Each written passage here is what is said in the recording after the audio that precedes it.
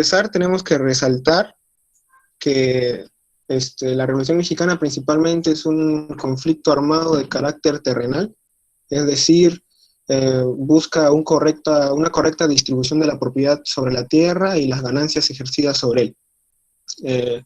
Bien, pero es un conflicto terrenal que no es propio de la Revolución Mexicana del siglo XX, sino es algo que es histórico. El conflicto terrenal histórico viene siendo gracias a que México es un país principalmente lleno de grandes montañas, que cerca del 30% de las tierras, solo el 30% es apta para el cultivo. Y de ese 30%, el 20% necesita algún tipo de riego artificial. Esto no generó que, por ejemplo, sociedades, civilizaciones como las aztecas o las mayas se asentaran en esos lugares, sino simplemente hizo que estas sociedades adaptaran su medio para su propio beneficio. Es con la llegada de los españoles, por ejemplo, que con la implementación de instituciones como el repartimiento, por ejemplo, que es entendida como esa institución de trabajo forzado, en el cual se entregaban las tierras a los personajes que habían tenido parte en el proceso de conquista, ¿no? Es ahí cuando surge esa pugna entre las comunidades indígenas, las comunidades nativas y la hacienda, ¿no? La hacienda es ese espacio en el que se generan los productos que serían puestos hacia el mercado. Con el proceso de independencia de México, esto no cambió mucho, porque seguía motivaciones principalmente de la élite criolla. Y esto generó después una pugna entre liberales y conservadores, que vino pues en una crisis económica muy severa y una crisis política y administrativa, que generó, por ejemplo, invasiones por parte del extranjero, y es así como surge la guerra con Estados Unidos, en la cual México pierde cerca de la mitad del territorio, pierde Texas, Nueva México y California. Esto generó en la población mexicana una especie de sentimiento antigringo que hasta en la actualidad se puede ver, por ejemplo. Esta pugna entre liberales y conservadores se mantuvo durante muchos años todavía. Es por eso que los liberales en 1855 se hacen con el poder y promulgan dos leyes que serán importantes para entender la Revolución Mexicana, que son la Ley Juárez y la Ley Lerdo. Tienen sus nombres principalmente por Benito Juárez y Juan Sebastián Lerdo, que ahí los pueden ver en las imágenes. La Ley Juárez principalmente lo que estipulaba era que los fueros militares y los fueros eclesiásticos se eliminasen. Así le restaban poder a esos dos estamentos. La Ley Lerdo era un poco más radical, significaba la expropiación de las tierras de los militares y de la iglesia, así como también de las instituciones civiles. Aquí es importante destacar que las instituciones civiles se refiere principalmente a las comunidades indígenas y nativas. Estas dos leyes fueron promulgadas en la Constitución Liberal de 1857. Esta promulgación generó otra guerra civil más radical entre los liberales y conservadores, que devino, por ejemplo, en la Guerra de los 3 años. Esta Guerra de los 3 años en la cual Benito Juárez lideraba la facción liberal y fue promulgado presidente después. Benito Juárez encuentra a un país sumido en una profunda crisis económica, una profunda crisis política, administrativa, y al hacer efectiva esa denuncia hacia las casas económicas europeas, hace posible que, por ejemplo, países como Inglaterra, España y Francia en 1861 se presentaran pues en el puerto de Veracruz para exigir el pago de esa deuda. Inglaterra y España se retiran del conflicto, pero Francia se queda aún más tiempo. Es con el apoyo de Napoleón III y el apoyo de los conservadores que origina una nueva invasión al territorio mexicano, esta vez por parte del Imperio francés, dejando a Maximiliano de Habsburgo como emperador o rey o monarca del Estado mexicano. Un periodo de gobierno que duró entre 1862 y 1867 y que siempre estuvo ligado a un rechazo por parte de la población. La facción, pero esto no significa que fue un proceso suave, sino siempre estuvo ligado a resistencias, y la resistencia estaba liderada por Benito Juárez. En 1867, la facción de Benito Juárez gana y asesinan tanto a Maximiliano de Habsburgo como a los líderes conservadores en 1867. Luego de la victoria sobre Maximiliano de Habsburgo, surge el proceso llamado la República Restauradora o República Restaurada, que comprende los gobiernos de Benito Juárez y de Sebastián Lerdo. Pero este gobierno estuvo marcado por todo lo anterior, por la guerra civil, por la guerra con Estados Unidos, por la guerra contra Maximiliano de Habsburgo, y es así que surge la figura principal de Porfirio Díaz. Porfirio Díaz era un general oaxaqueño que había participado en la guerra contra el emperador Maximiliano y que había alcanzado el estatus de héroe nacional. Este general le hace golpe de estado a Juan Sebastián Lerdo con el pretexto de que no quería que éste se reeligiera por un gobierno más, y es por eso que le da el golpe de estado la revolución de Tuxtepec el 10 de enero de 1876. Y es por eso que empieza lo que sería el porfiriato. Siguiente diapositiva, por favor. Ya. Se debe reconocer principalmente que la figura de Porfirio Díaz centraliza el poder hacia su persona y hacia unos cuantos más.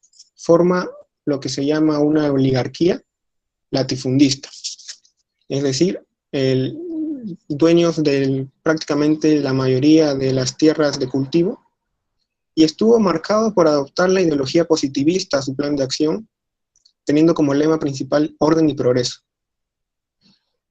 Orden basado en una jerarquización de la sociedad, una jerarquización totalmente desigual, y progreso basado en convertir a México en un país principalmente capitalista exportador.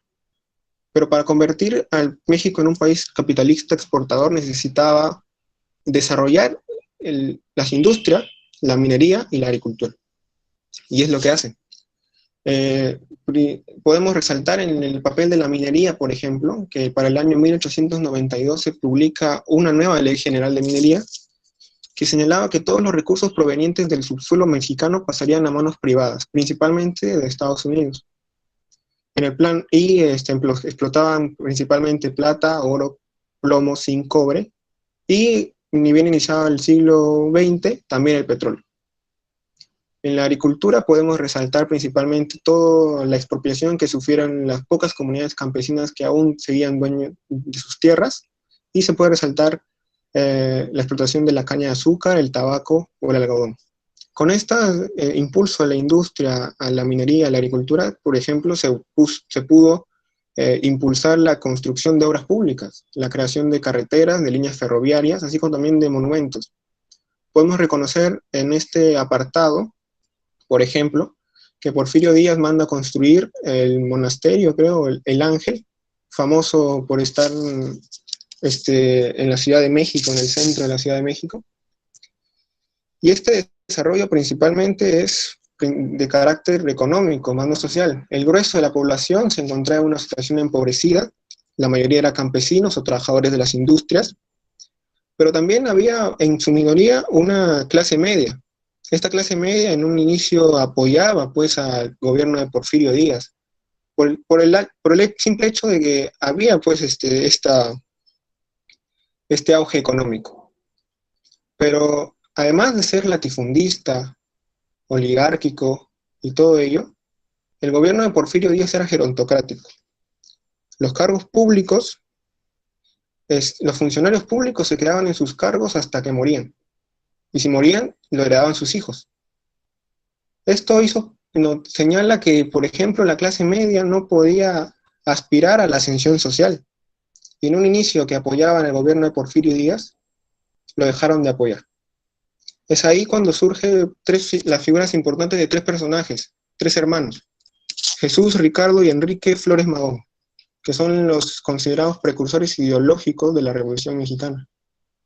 Gracias a la publicación de, por ejemplo, dos periódicos importantes, Regeneración y El Hijo del Aguizote.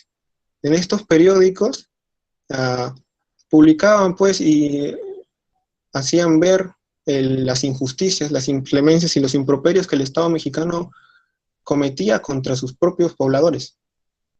Importante es también resaltar que estos tres hermanos fundan el Partido Liberal Mexicano. Con este Partido Liberal Mexicano empiezan los movimientos sociales. En una época en la cual las huelgas eran prohibidas, empezaron a haber huelgas. Aquí resalta principalmente la de las huelgas mineras de Cananea y Río Blanco en 1906 y 1907, como la más importante, donde mueren centenares de personas.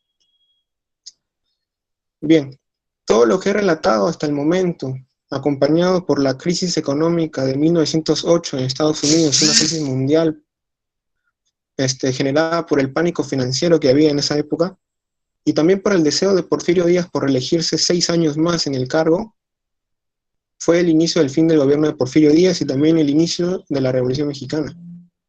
Bien, ahora mi compañero pasará a hablar acerca del estallido de la Revolución propiamente dicho y de la Revolución de Francisco Madero.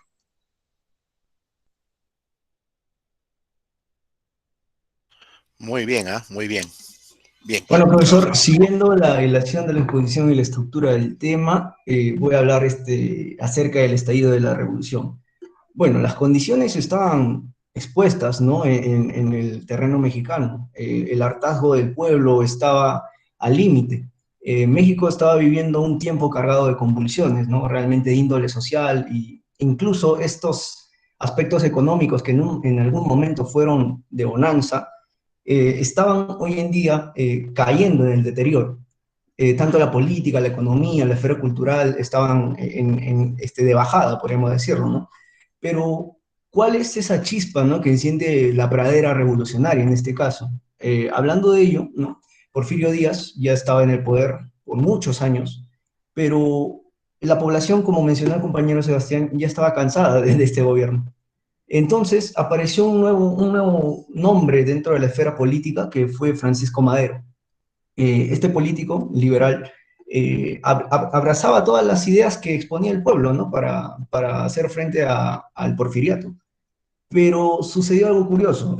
Porfirio Díaz no quería salir al poder, así que exilió a Francisco Madero.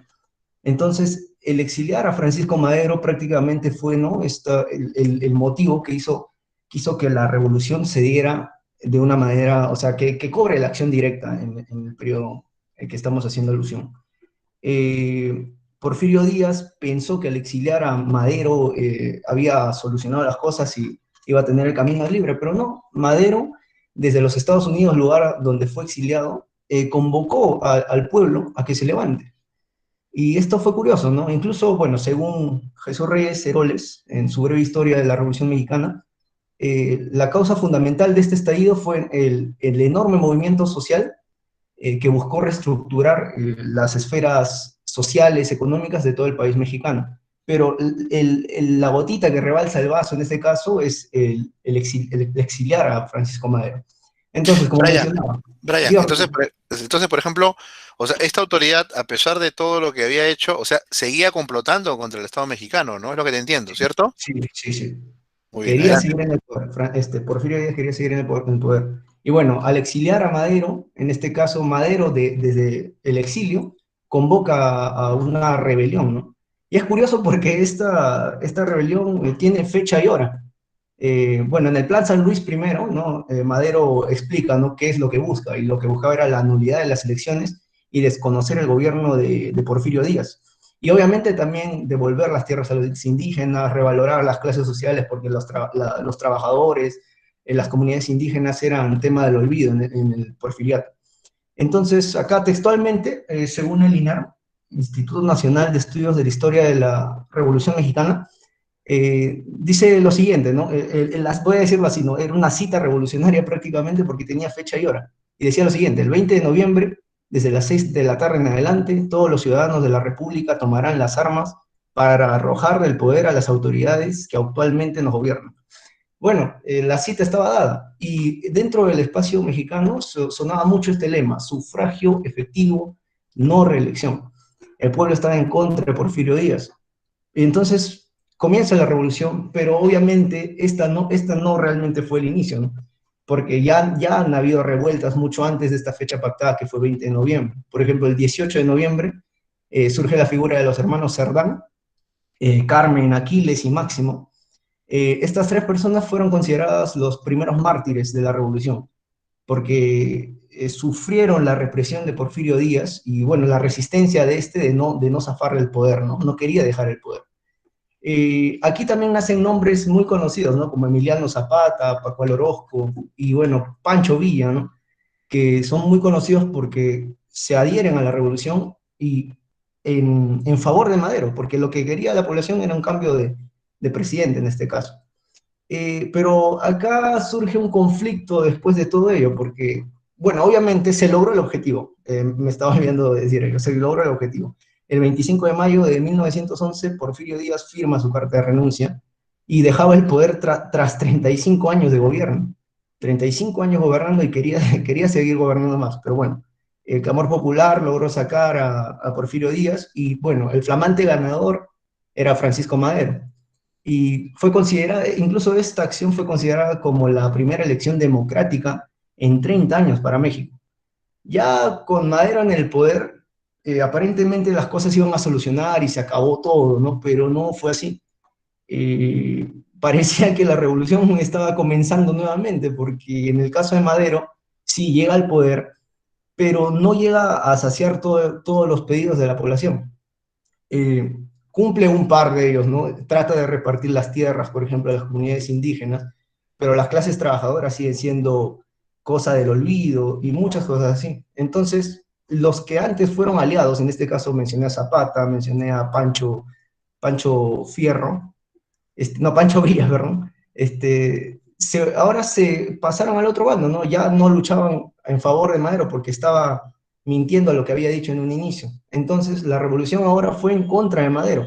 Como mencioné hace un momento, parecía que estaba surgiendo nuevamente la revolución y el lema de hace rato, que era sufragio, no reelección, ahora pasó a ser tierra y libertad.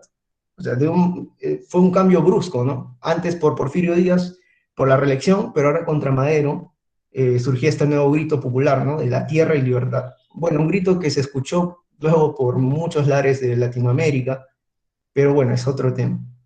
Bueno, el gobierno maderista trató de resistir y logró resistir durante 2 años la revolución, dado que habían líderes por todos lados, los ya mencionados y otros más. Pero en el año 1913 surge la denominada Decena Trágica.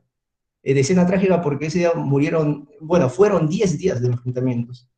Y bueno, antes de ello, Madero, por sentir mayor seguridad y resistir mucho más, convocó a Victoriano Huertas, ¿no? Para que sea parte del Estado. Pero Victoriano Huertas traiciona a Madero en el momento de la Decena Trágica y le da un golpe de Estado. Le da un golpe de Estado y junto a la muerte, Madero muere en ese mismo golpe de Estado. Entonces la presencia de Madero en la revolución había concluido definitivamente, ya no estaba más, ya no existía más Madero. Pero aquí surge algo, ¿no? Victoriano Huertas no representaba tampoco a la población porque en el caso de Madero lo pedían porque querían sacar a Porfirio Díaz. Pero en un pasado Victoriano Huertas era un conservador más y la gente no se había sacado eso de la cabeza, ¿no? Entonces el rechazo hacia Victoriano Huertas, o sea, de Porfirio Díaz a Madero, ahora surgía contra Victoriano Huertas. Se enlistaron todas las fuerzas revolucionarias y pareciera que recién empieza todo. Pero bueno, esto va a ser explicado con mayor detalle con la posterior compañera, pero quiero acotar, ¿no? Que no, la revolución no cesa aquí. Y asimismo, hablar de un tema que es muy importante también sobre esto de la Revolución Mexicana. A ver, vamos a pasar a hablar de las Adelitas. Las Adelitas son mujeres, las mujeres de la Revolución Mexicana. En este caso vamos a hablar de el papel que desempeñó la mujer en esta revolución, porque usualmente se habla de que las guerras, las mujeres nos apoyan, pero cocinando, ofreciendo productos a los guerrilleros, pero en este caso incluso había mujeres que se vestían de hombres con el fin de pelear en nombre de la Revolución Mexicana. El contexto era claro, ¿no? Estaba en un proceso revolucionario y la sociedad de ese tiempo era netamente machista. Pese a ello, incluso frente al machismo que existía, estas se enquistaron a las guerrillas y lucharon. Incluso cuando las despreciaban, luchaban desde las trincheras. Es decir, había lucha por todos lados. En este caso, las adelitas vienen a representar, ¿no?, este poder femenino frente a una revolución. Ellas eran soldadas, llegaron a ser espías, como acá dicen, ¿no? Incluso dirigentes de tropas masculinas. Y acá es algo curioso, ¿no? Porque se habla de que los hombres, netamente los hombres dirigían esta revolución, pero habían tropas que eran dirigidas por mujeres. Bueno, y la posición obviamente de las adelitas era siempre en pos de la revolución, porque, bueno, en el momento que apoyaban a Madero, ¿no? Zapata y todos los guerrilleros, Pancho Villa, todos ellos, las adelitas también se adhirieron a Madero, o sea, a apoyar a Madero, pero obviamente luego de la traición al pueblo y todo ello, las adelitas también apoyan a los demás guerrilleros, tanto a Zapata, a Pancho Villa. Bueno, ella es Adela Velarde, se ve la foto, sí, sí, espero se vea. Ella, bueno, el nombre de las Adelitas viene prácticamente por esta mujer, que fue médico, y a los 15 años ya despertaba una muy alta conciencia social, ya ayudaba incluso de manera desinteresada, como médico. En la Asociación Mexicana de la Cruz Blanca es donde funda esto de las Adelitas, ¿no? Porque ya era un nombre popular y venía por ella, por el carácter que tenía Adela Velarde. Representó obviamente al poder soberano femenino y bueno, como hace rato mencionaba, ¿no? Había mujeres que dirigían tropas como Mariana Gómez Gutiérrez. En el caso de Carmen Alanis, dirigió a 300 hombres en Chihuahua. O sea, la presencia de la mujer no era minúscula en sí. Hay algo curioso aquí en la historia de Petra Herrera, lo que mencioné también hace un momento, que había mujeres que buscaban pelear, estar en el campo de batalla. En el caso de Petra Herrera, buscó incluso, bueno, llegó a cambiarse el nombre a Pedro, con el fin de luchar en el frente de batalla. Entonces, la presencia femenina estaba muy, muy cercana de la revolución, muy, muy, muy dentro de ella. Es por ello que en esta parte he tratado de unir aspectos del arte, música y revolución, porque en estas manifestaciones culturales también está presente la mujer. Por ejemplo, sabemos bien lo del muralismo mexicano, ¿no? Ahí tenemos a Diego Rivera, Clemente Orozco, y de esos murales que son bastante estudiados hoy en día. Podemos ver acá, en la primera pintura de José Clemente Orozco, en la primera fila hay una mujer. En la pintura de Diego Rivera también hay una mujer. La presencia de la mujer era valorada también incluso en las pinturas, porque era un hecho que ellas estaban presentes en la revolución. Con respecto a la música, algo curioso, bueno, algo muy importante de la Revolución Mexicana fue que fue netamente autóctona, ¿no? Fue mexicana en sí. Aquí surgen lo que es los corridos, las rancheras. Y aquí, por ejemplo, extraje un pequeño fragmento de la canción Las Soldaderas. Bueno, Las Soldaderas era otro nombre que tenían las adelitas, o sea, eran también conocidas como Las Soldaderas. Esta canción es de Miriam Núñez. Bueno, subrayé este fragmento porque me parecía muy importante para que se entienda, ¿no? En el aspecto del arte, cómo explicaban el papel de la mujer en la Revolución Mexicana. Voy a leer esta parte, ¿ok? Dice así: balazo de metralla y el corazón estalla. Mi padre me dijeron que murió por la nación. Cuando contaba un mirlo, fuimos a despedirlo, y luego nos marchamos a seguir la rebelión. Mi madre soldadera, que allá por la trinchera, cantó la Jesucita, las pelonas y el barzón.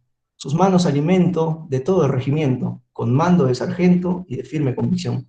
Jugaban la muñeca, gallina y patachueca, no hacía ninguna mueca al rugido del cañón. Crecí como se pudo, con mi madre de escudo, siempre la frente en alto demostrando su valor. Brava como una fiera, con temple de ranchera, orgullo de mi raza más bonita que la flor. Bueno, en este fragmento, la canción es larga realmente, hay muchos fragmentos, pero en este fragmento se puede percibir, ¿no?, que la mujer estaba en el frente de batalla, estaba dentro de ella, y era una pieza clave para esto que fue la Revolución Mexicana. Bueno, acá para dar continuación a la exposición, también para otros temas, quisiera subrayar los aportes, ¿no?, de la mujer.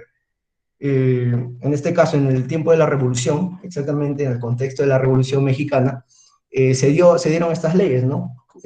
Inspiradas en las adelitas, obviamente. La primera es la ley del divorcio con disolución de vínculo, promulgada en 1914 por Venustiano Carranza, periodo que ya va a abordar mi compañera Rocío, de 1914 en adelante de la Revolución, que dejé en pausa hace un momento. Y bueno, también la ley del matrimonio en 1915 y la ley sobre relaciones familiares que decretó Emiliano Zapata en 1917. Bueno, eso fue parte, ¿no? Del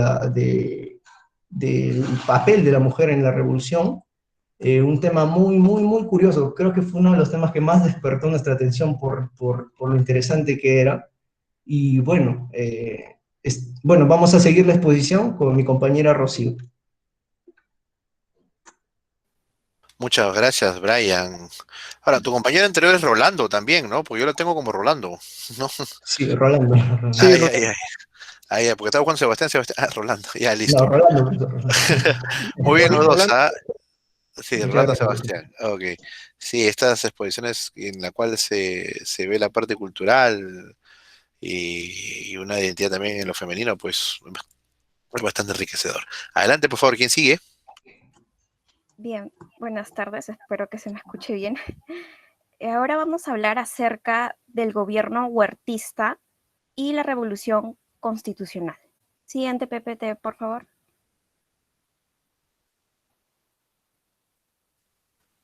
Bien. Luego del golpe de Estado que había dado Huerta, gracias a la alianza entre Félix Díaz y Manuel Mondragón, y además con el apoyo del embajador de Estados Unidos llamado Henry Lane Wilson, se logró dar a cabo la salida de Madero del poder. Y Huerta, al tomar la presidencia, tenía que organizar nuevas elecciones en las que Félix Díaz sería el triunfador, como habían quedado.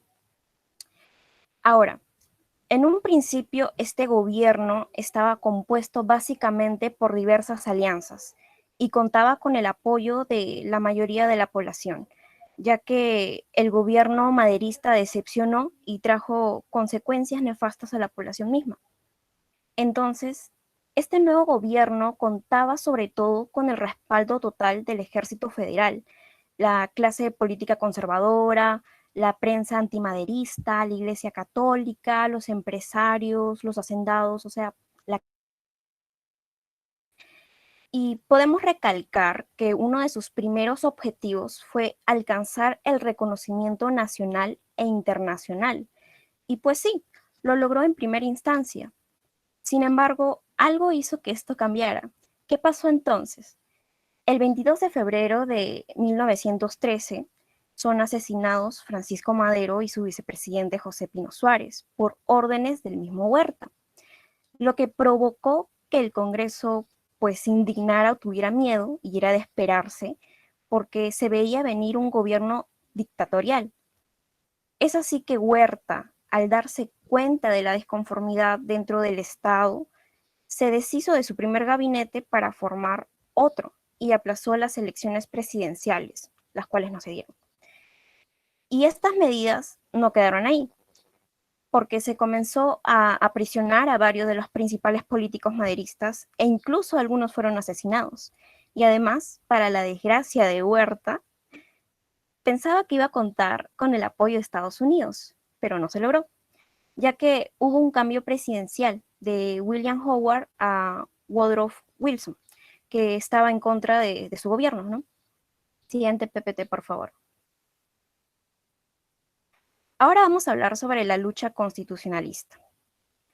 Debido a las violentas medidas del presidente, se generaron movilizaciones en el norte, y a esto se unieron los sectores populares porque tenían miedo que volviera a imponerse un modelo de dominación de los conservadores y del Ejército Federal, que era para el beneficio de los hacendados y las clases altas, como habíamos mencionado.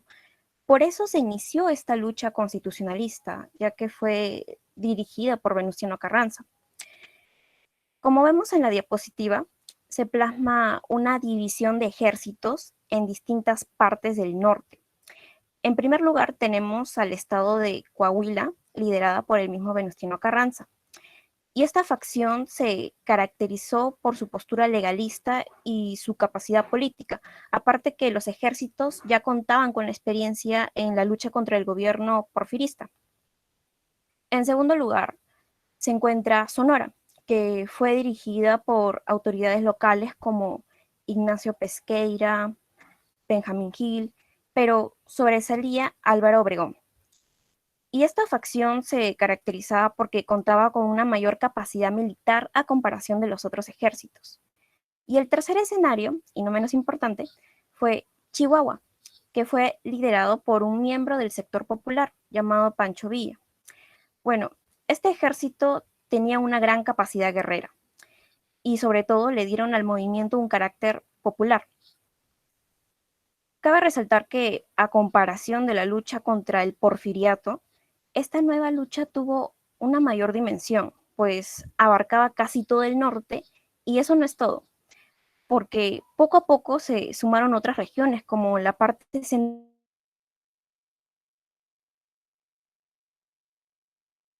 ¿Aló, Raida? ¿Rocío? ¿Qué pasó? Estaba bonito. ¿Rocío? Ahorita que se Este, le fue internet. ahí ya. Un favor, ahí alguien tiene un WhatsApp para que la llame. Gracias, Rosa. Gracias, Tania. Sí, seguramente es el internet. A ver,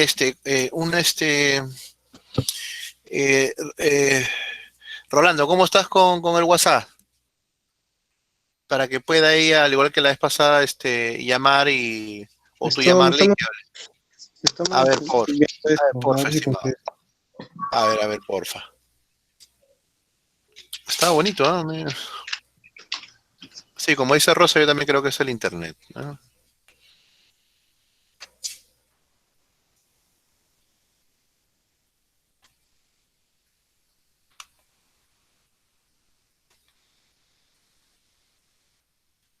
Profesor, el compañero Brian la va a llamar a ver si se puede hacer lo que usted dice.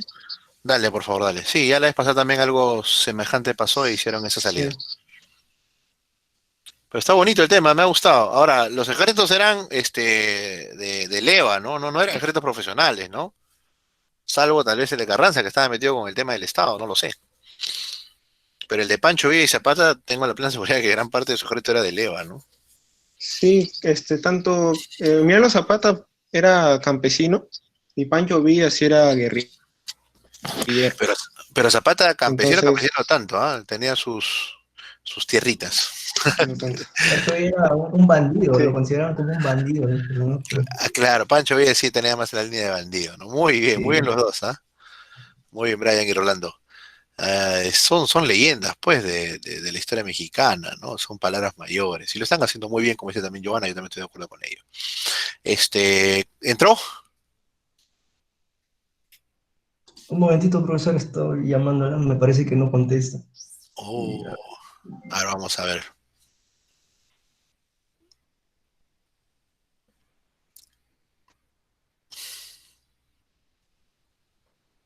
Profesor, buenas tardes. Ya me comuniqué con mi compañera. ¿Podría esperarlo unos minutos, por favor? Estamos viendo cómo podríamos hacer. Ya, hagamos algo salomónico. ¿Quién es el que cierra? Yo, Ya, yo cierro. perfecto. Entonces, ves poniendo y ya tu compañera entra en el round final. O sea, simplemente el orden de los factores no altera el producto. ¿Te parece bien así? ¿Qué dicen? Ah, claro, sí, Rolando, Brian, ¿qué dicen? Sí, chicos. profesor, normal, Bacán. Ya. me parece bien. ¿Ya? Listo. Sí, chicos, por favor, presenten. A ver. ¿Se me escucha bien, profesor? Fuerte y claro. Ya. Genial. Entonces, vamos a continuar con la exposición. Bueno, buenas tardes nuevamente. Siguiendo con la exposición, yo les hablaré del capítulo 4, que titulamos Hacia el fin de la revolución y la creación de la Carta Magna, que va a ser lo principal que vamos a abordar aquí. Siguiente PPT, por favor. Listo. Primero, la llegada de Carranza al poder.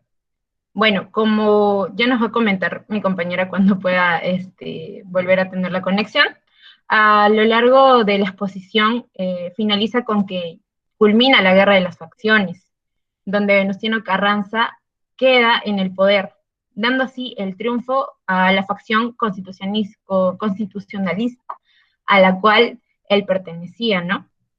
Entonces, es ahí con que su llegada al poder se torna incluso muchísimo más reconocida, ya que por parte del gobierno de Estados Unidos, va a tener un reconocimiento. Entonces, aquí va a comenzar una nueva etapa de la Revolución Mexicana. Todo esto, como sabemos, va a estar dentro, como ya es los años de 1915, va a estar dentro del contexto internacional de que se va a estar desarrollando la Primera Guerra Mundial. Bueno, Venustiano Carranza tuvo que afrontar a lo largo de su gobierno diversas problemáticas, ¿no? Sociales, económicas y también principalmente militares. Por ejemplo, ya que a pesar de que él había triunfado y estaba en el poder, aún se encontraban rebeliones que tenía que controlar, así como también poder tener el poder o llegar a regiones que todavía estaban en mano de las otras facciones, como por ejemplo se mencionaron y se van a seguir mencionando el villismo y el zapatismo. También es importante la problemática social como la económica. Por ejemplo, en la social tenemos que se dieron lo que son enfermedades y epidemias que afectaron a la población, y en la problemática económica también es muy importante porque se da una escasez que va a afectar también, bueno, directamente a la población, ¿no? Que seguía siendo vulnerada hasta ese entonces.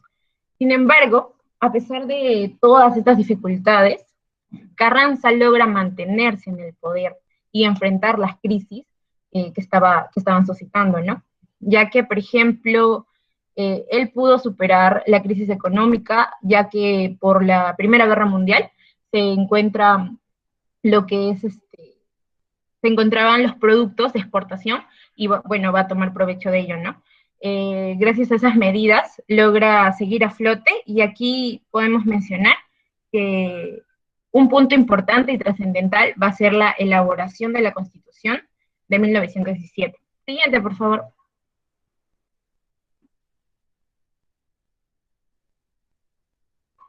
Listo. Ahora vamos a hablar netamente de la Constitución de 1917. Primero, bueno, la idea para que se pueda materializar y elaborar la Constitución estuvo fundamentada en que la Constitución vigente, que era la de 1857, se veía limitada, ¿no? Y no reflejaba la realidad que se vivía hasta ese entonces, y más aún cuando estábamos en un proceso, bueno, estaba en un proceso revolucionario. Y además de que había muchos pedidos y exigencias, por ejemplo, de las comunidades campesinas, que tuvieron un rol muy importante a lo largo de toda la revolución, que pedían, ¿no?, esas reivindicaciones y esos pedidos sociales, ¿no?, para una mejora también en su bienestar. Con todo esto es que se va a dar la Constitución de 1957. Pero también tenemos que mencionar, ¿no?, que en realidad la Constitución de 1917 es, en manera legal, más sería una reforma de la Constitución de 1857, ya que se toma como base esta Constitución y se le van a ir añadiendo puntos que van a ser aumentándole más que nada, ¿no? Pero basándose en esa Constitución, la de 1857.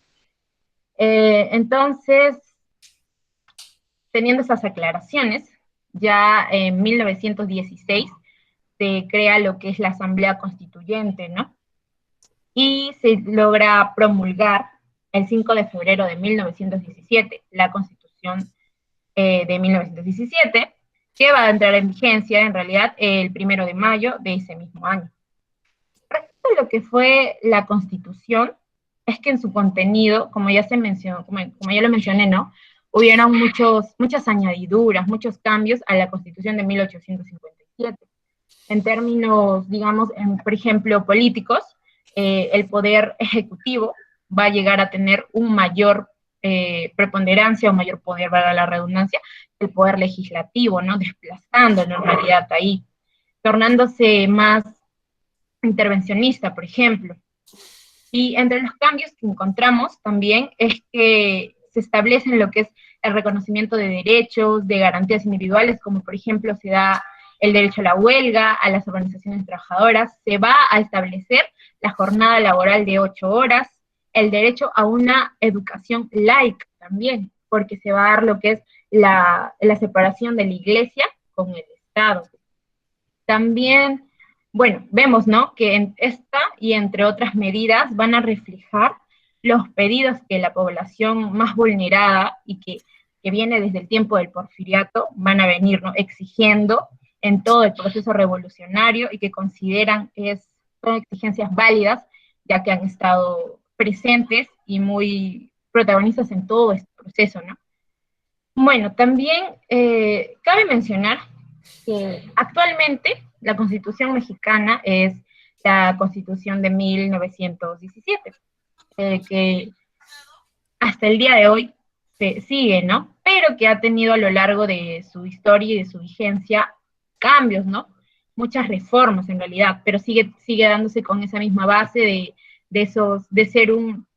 que México es un Estado democrático federal, donde se respetan, ¿no?, las leyes y derechos, pero se ha ido aumentando, ¿no?, por toda la historia que ha tenido México, como por ejemplo, podríamos mencionar que en 1953 se va a otorgar el voto a las mujeres, ¿no? Ese va a ser un derecho que se va a añadir a esa Constitución. Y bueno, las reformas se hicieron en la Constitución, tenemos que entenderlo, como ya dije, ¿no?, por la misma realidad que se fue viviendo en México. Siguiente, por favor. Bueno, algo para añadir aquí es hacia el fin de la revolución. Aquí ya vamos viendo que para finalizar este capítulo, a pesar de que ya sí se dio la Constitución de 1917, cuando estaba en el mando, ¿no?, Venustiano Carranza, pero aquí él tuvo que seguir afrontando diversas problemáticas, incluso tras la Constitución, porque muchos de los artículos que se presentaron o que se plasmaron en esta reforma de la Constitución de 1857 van a afectar a diversos poderes, ¿no? Por ejemplo, también, por eso Venustiano Carranza va a tener que apelar más, por ejemplo, a la industrialización para que no haya este tipo de problemáticas, no poder controlarlo un poco más. Por ejemplo, también hay una problemática diplomática con Estados Unidos, ya que seguíamos, ¿no?, en la Primera Guerra Mundial. Y Carranza decidió mantenerse neutral ante este suceso internacional, lo cual, pues el presidente de Estados Unidos, que era, no recuerdo ahorita su nombre, Wilson, algo así, no recuerdo bien ahorita, se me fue de la mente, pero bueno, él va a tratar de, en las siguientes elecciones, poder poner a alguien que sí sea favorable. Por ejemplo, aquí tenemos un personaje importante que sería Obregón también, ¿no?, que sigue hasta este entonces. Entonces, ya para finalizar, es importante recalcar que, bueno, mucho se llega a pensar de que con la Constitución de 1917, la Revolución Mexicana llega a su fin. Se piensa que con esta Carta Magna ya se logran los objetivos de la revolución, pero tenemos que tener en cuenta que lo que está plasmado en el papel no se va a dar de un día para otro o de golpe todo ya se va a evidenciar, ¿no?, en el país, sino que esto sí se va a ir dando, pero también de manera todavía progresiva, ¿no? Porque en sí Venustiano Carranza no era el más radical de todos los personajes, ¿no? Digamos así. Y entonces más o menos fue en los años de 1920 cuando ya hay un cambio de mandato, que bueno, esto ya sería más para ampliar, donde sí se va a dar, se podría decir que ya va a haber un verdadero cambio en el poder, y ya quizás podríamos estar hablando de un estado postrevolucionario. Bueno, siguiente, por favor. Y por último, les estaría dando las conclusiones finales en las que nosotros hemos quedado respecto a los capítulos. Que, bueno, primero, que hay una necesidad, ¿no?, del estudio de los antecedentes para que así pueda abordar una problemática o un tema tan relevante como fue la Revolución Mexicana, lo cual nosotros a lo largo de toda esta investigación que hemos podido hacer en el tiempo, hemos podido evidenciar, ¿no? Y bueno, también el estallido de la revolución deja lecciones para las revueltas venideras en América Latina, como lo mencionó uno de mis compañeros, ¿no?, que eso, bueno, ya sería otra historia. Y bueno, los intereses de las clases en México jugaron un rol importante en el proceso revolucionario, y eso también lo vamos a ir viendo que van a ser un papel protagónico, incluso. Y por último, también reconocer el reconocimiento innegable que debe atribuir a la Constitución de 1917, que bueno, en realidad, como sabemos, es una reforma de la Constitución de 1857. Bueno, eso sería todo. Muchísimas gracias. Bravo, muy bien, muy bien. Me ha gustado, retrocede a la tercera, antes, ahí, déjala. Interesante porque mira, esta revolución al final termina dándole un mayor poder al Ejecutivo, restándole al tema de la representatividad y al Parlamento. Sí, muy bueno. Ya les coloqué la nota a los cuatro, ¿eh? Muy bueno el trabajo en Word y puf, muy bueno este trabajo, ¿eh? ¿No? Y al final termina, pues, o sea, toda revolución termina fortaleciendo al Ejecutivo. ¿Qué revolución es esa? ¿No? Salvo las liberales europeas, en las cuales sí, efectivamente, sigue también de acuerdo contigo, Rosa, lo máximo, muy buen trabajo, ¿eh? Los felicito, ¿ah? Muy bien. ¿Los cuatro son de qué carreras? Ya para dar paso al otro grupo. Profesor, Sí, disculpe, faltaba Rocío para No, completar no, no. su... A Ya no te ver, preocupes, lo que expuso fue muy bueno y tiene una nota muy buena también, no hay profesor, problema. mi compañera Rocío y yo somos de trabajo social y mis compañeros, si no me equivoco, son de sociología. Excelente combinación, excelente, se han dado la mano el uno con el otro. Los felicito a los cuatro, ¿eh? Las preguntas, Gaby. Ahora quieren preguntar. No, tenemos que ir al siguiente grupo. Vamos. muchas Ahora, gracias, profesor. ahora. Dejo de compartir la pantalla, ¿no? Sí, por favor. Muchas gracias, Sí, profesor. Kiara, excelente, excelente. Muy bien, ahora. Muy bien, denle, denle. No, Gaby, no te preocupes. Tiempo ahora, no te preocupes. No te inquietes. Muy bien. Adelante, por favor. Profesor, buenas tardes. Hola, Mi Jocelyn. grupo va a exponer ahorita le comparto la pantalla. Ya.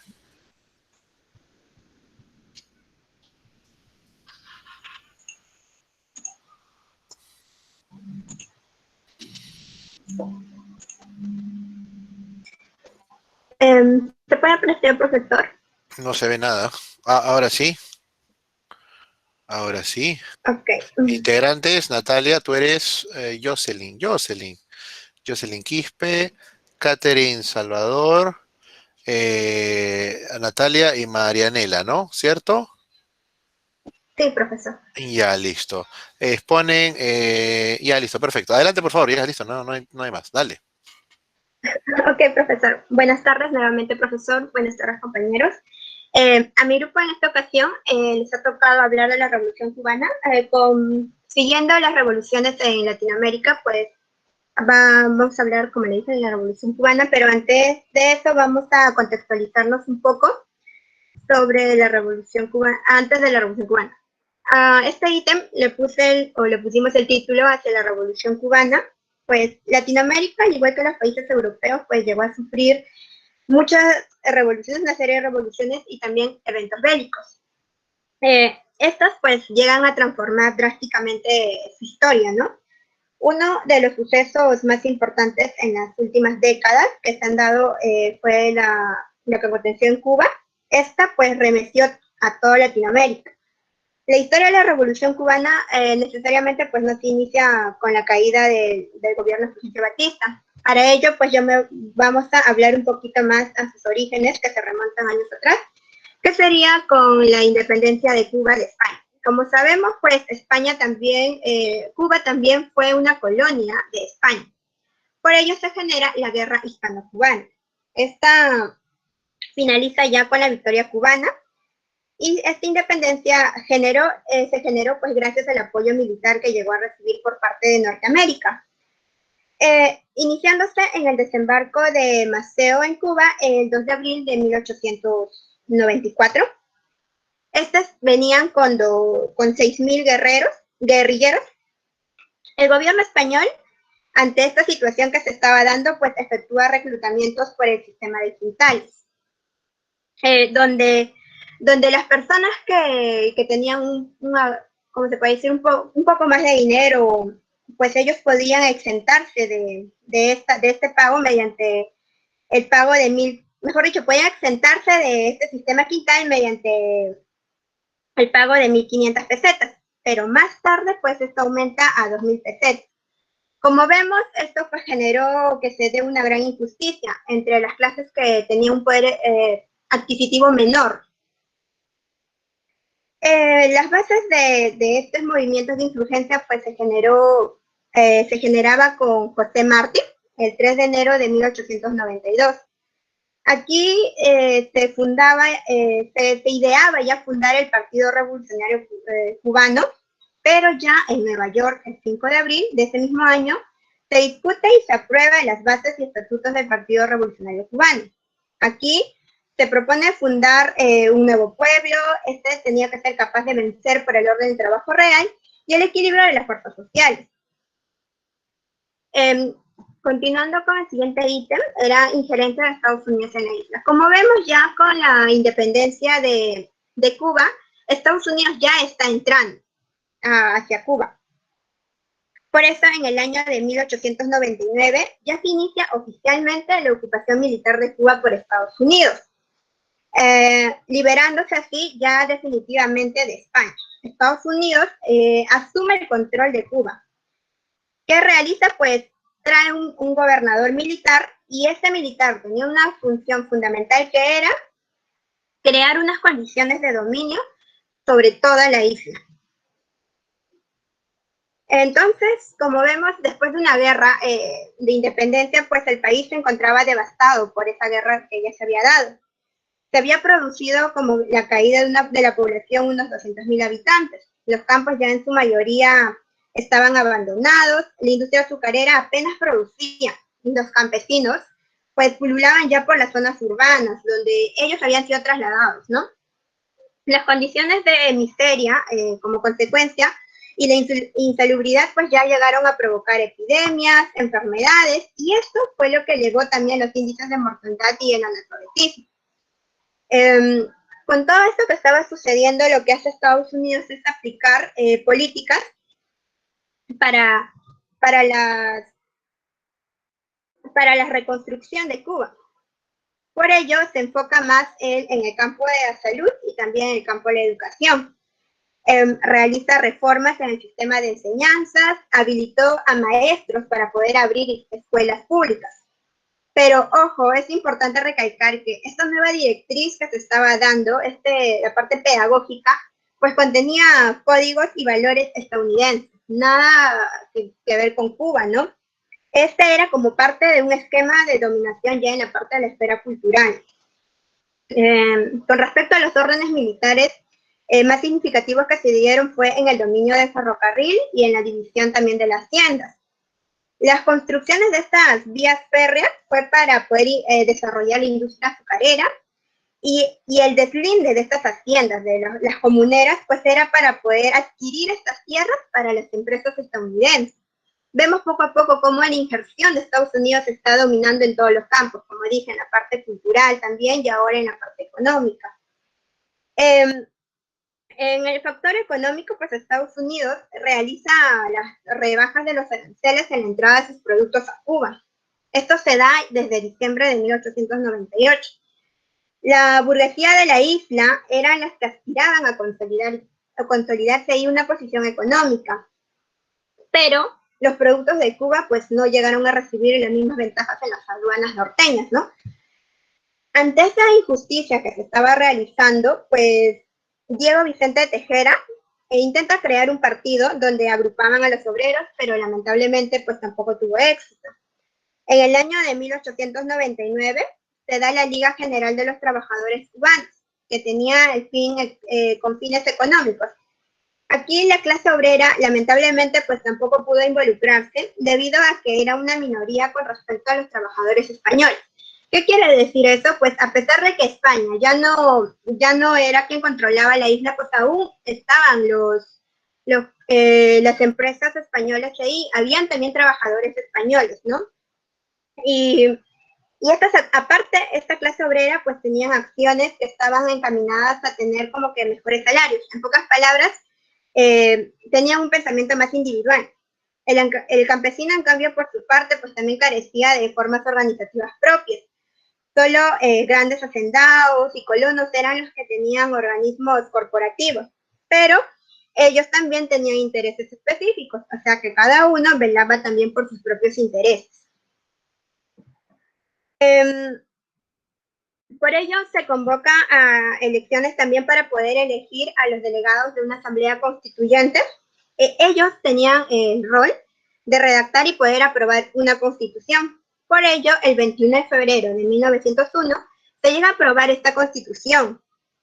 Una vez ya resuelto este problema de la constitución, queda pendiente pues saber cuál era la relación que tenía Estados Unidos con Cuba. Por ello, Orville Platt propone una enmienda, ¿no?, al proyecto de ley que ya se estaba discutiendo en ese momento. Cuando este enmienda es conocido en Cuba, pues se generan protestas y manifestaciones frente al Teatro Martí. ¿Pero por qué justo en este lugar? Pues en este lugar se estaba discutiendo el proyecto de ley.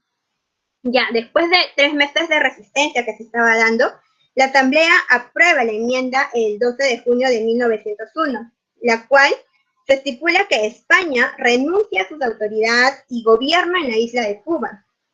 Les voy a citar específicamente qué decía en esa parte de la enmienda, que decía: para poner en condiciones a los Estados Unidos de mantener la independencia de Cuba y proteger al pueblo de la misma, así como para sus propias defensas, el gobierno de Cuba venderá y arrendará a los Estados Unidos las tierras necesarias. A ver, continuamos con los tratados entre Estados Unidos y la República Cubana. Durante este periodo hemos estado viendo que la dominación estadounidense ya se estaba consolidando en el territorio cubano, mediante nuevos mecanismos y sistemas que estaban relacionados a Colonia Metrópolis. Por ello, se llegan a firmar convenios, tratados que lleguen a garantizar ya instrumentos de dominación, sería, ¿no? Y tenemos en primer lugar al Tratado Permanente, que fue firmado el 22 de mayo de 1903. Tenía el fin de poder determinar las relaciones entre la República de Cuba y los Estados Unidos. También contenía el texto de la enmienda Platt. Con este tratado se disponía que el gobierno de Cuba insertase las disposiciones que se habían dado en la enmienda, que eran 8 artículos. Y decía: el presente tratado será ratificado por cada una de las partes en conformidad con las respectivas constituciones de los dos países, y las ratificaciones serán canjeadas en la ciudad de Washington dentro de los 8 meses siguientes a la fecha. Como segundo acuerdo tenemos el Convenio de Arrendamiento para Estaciones Navales, que se llegó a firmar el 2 de julio de 1903. Esta negociación logró que la tierra no se vendiera, de manera que Cuba lo que hizo fue arrendar estos territorios para que Estados Unidos establecieran ahí sus navales en su suelo, ¿no? Acordándose así 2 bases que serían en Guantánamo y en Bahía Honda. Pero por problemas no se llega a abrir Bahía Honda y quedaría en otro lugar, en otros 2 lugares la base naval, que sería en Guantánamo y en Caimanera. Y esto se da pese a las negativas que tenía la población cubana. La población cubana no quería, pero pese a ello, pues se llegó a hacer aquellas bases navales. Aquí también les estoy citando textualmente qué decía el Convenio de Arrendamiento para Estaciones Navales.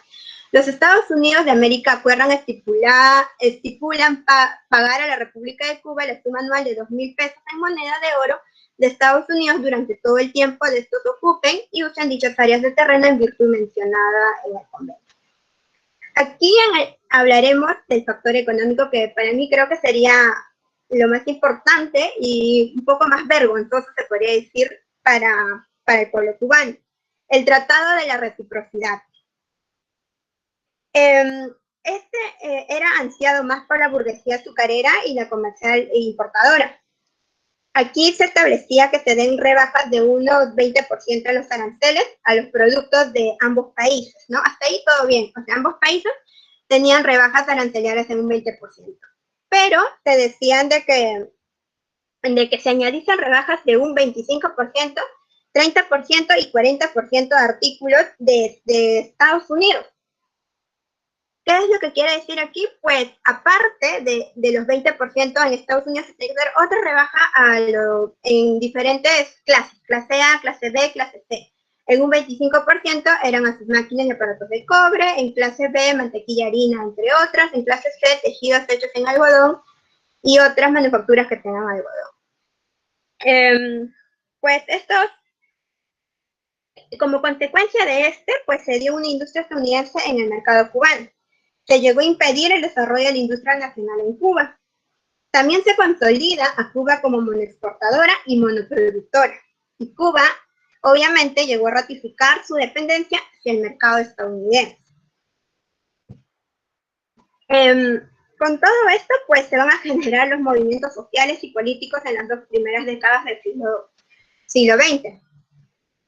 Los tratados y convenios, que ya lo dije antes, generaron un desacuerdo en esta sociedad cubana, lo cual generó manifestaciones en contra de esta injerencia de Estados Unidos.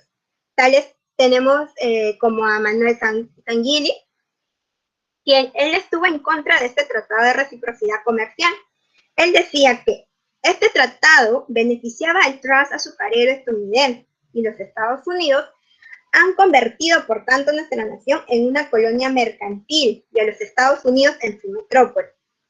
También llegó a presentar un proyecto de ley al Senado contra la venta de tierras a extranjeros. Como otro personaje tenemos a Cisneros, que él llegó a votar en contra de la enmienda Platt y pedía una república absolutamente independiente. ¿Por qué decía absolutamente independiente? Como sabemos, Cuba, al salir o al ser independiente de España, pues literalmente también pasó a las manos de Estados Unidos. Por ello, él decía que tengamos una república, pero absolutamente independiente. También se opuso al Tratado de la Reciprocidad Comercial y trató de crear ya organizaciones patrióticas. Planteaba también que todo Cuba debería de servir para hacer desaparecer esta enmienda y nacionalizar las empresas y propiedades estadounidenses, ¿no? Durante este periodo se puede apreciar cómo las desigualdades caracterizaban a la República Cubana. Los problemas se agudizaban y como por ejemplo en las clases, en el problema de raza, de género y también de nacionalidad. Mientras estos gobernantes se enriquecían ya a costa del tesoro público, ¿no? Por ello, los movimientos obreros mantenían ya sus formas de lucha mediante las huelgas. Algunas ya eran de gran alcance, como por ejemplo los del aprendices de 1902, esta que buscaba inclusión de los aprendices cubanos en las fábricas de tabaco. También tenemos a la huelga de moneda que se dio en febrero de 1907. Los obreros cubanos que laboraban en estas fábricas de tabaco, pues ellos pedían que se les pagase moneda norteamericana. ¿Por qué? Pues la moneda norteamericana tenía más valor que otras monedas que se encontraban ahí. Este movimiento huelguístico pues se mantuvo en los años siguientes a pesar de las fuertes represiones que se le daban, como por ejemplo en el mandato de Menocán. Dentro de estas sociedades, pues también habían otros grupos quienes sufrían, o sea, mayor marginación todavía, como el caso de los negros, de los mulatos y las mujeres. Estos tenían menores oportunidades de acceso a los puestos laborales. Esta discriminación racial que tenían, pues lo que hizo fue que se creasen grupos independientes de color en el año de 1908. Y más adelante, este mismo grupo independiente o agrupación independiente se convierte ya en un partido político. Y este estipulaba o planteaba que eran aspiraciones ya específicas, pero para los negros y mulatos. Como también hablaban temas como la jornada laboral de las 8 horas, la educación gratuita y entre otros, ¿no? Dentro de estos movimientos obreros organizados, se mantenía la influencia del anarquismo y del reformismo, como también se formaban ya algunos grupos socialistas. El 18 de marzo se crea la agrupación comunista de La Habana. El 16 y 17 de agosto de 1925 se llega a celebrar el primer congreso de agrupación comunista, donde se llega a fundar el Partido Comunista de Cuba. Aquí pues también las reformas universitarias tenían el objetivo de hacer una renovación en la universidad cubana. Ellos empezaron a buscar fondos para poder dotar a la universidad de recursos, depurar a estos profesores que eran ineptos y corruptos también. En 1922 se llega a crear ya la Federación de Estudiantes Universitarios. El siguiente punto que les voy a hablar es sobre los gobiernos en Cuba durante 1925 a 1952. Aquí les voy a hacer recalque de 3 gobiernos específicos y los restos serán solo nombrados. vamos a tener en principio a Gerardo Machado, que asume el gobierno el 20 de mayo de 1925. Este ya se inicia durante una sociedad que ya estaba convulsionada por todos estos movimientos que se estaban generando en aquellos años, ¿no?